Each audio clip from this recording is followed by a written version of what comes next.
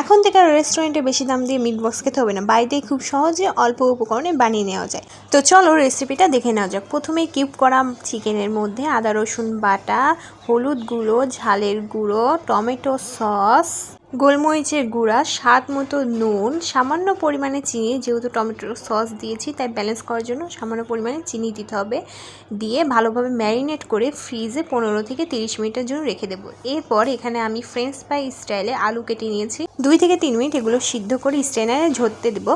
এরই মাঝে আমি এখানে মেয়োনিজটা তৈরি করে নেব। ঘরে থাকা খুবই অল্প উপকরণে আমি মেয়োনিজটা তৈরি করছি। তোমরা যদি এই রেসিপি চাও আমাকে অবশ্যই কমেন্টে জানিও। এরপর আলুগুলো সিদ্ধ হয়ে গেলে আমি আলুগুলোকেও মুরগির মশলা যেভাবে দিয়েছিলাম সেই মশলা দিয়ে মাখিয়ে নিয়েছি।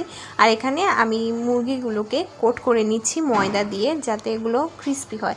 এরপর কড়াইতে তেল গরম করে আলুগুলোকে আমি জাস্ট 4 থেকে 5 মিনিট ভেজে নেব, কারণ এটাকে আমি দ্বিতীয়বার ভাজবো। আর এভাবে ভাজলে না ফ্রেঞ্চ ফ্রাইগুলো অনেক টেস্টি হয় এবং ক্রিস্পিও হয়। তো এরই মাঝে আমি চিকেনগুলো এবার ভেজে নেব এবং এগুলো একবারেই লাল লাল করে ভেজে নেব। আর এরই মাঝে বলে রাখি, তোমরা যারা আমার চ্যানেলে নতুন প্লিজ আমার চ্যানেলটা সাবস্ক্রাইব করে পাশে থাকো, আর লাইক কমেন্ট শেয়ার করতে ভুলো না। তো এই যে আমার চিকেনগুলো লাল লাল হয়ে গিয়েছে, এগুলো আমি তুলে নিব।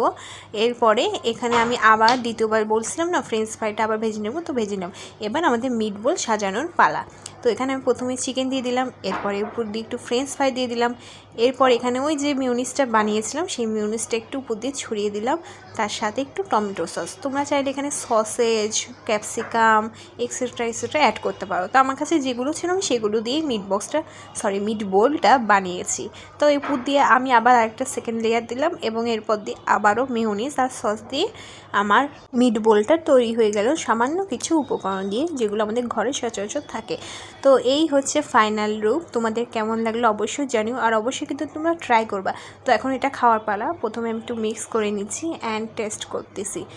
জাস্ট মুখে দেওয়ার পরে আমার মুখের মধ্যে ব্লাস্ট করছে, এত টেস্টি হয়েছে। বিশেষ করে ফ্রেঞ্চ ফ্রাইটা অনেক বেশি স্বাদ লাগতেছিল চিকেনের থেকে, আর তাই জন্য আমি একটা হার্ট দিয়ে দিয়েছি। তো আজকে এই পর্যন্তই। সবাই ভালো থাকো। Thanks for watching, for now, bye and subscribe please.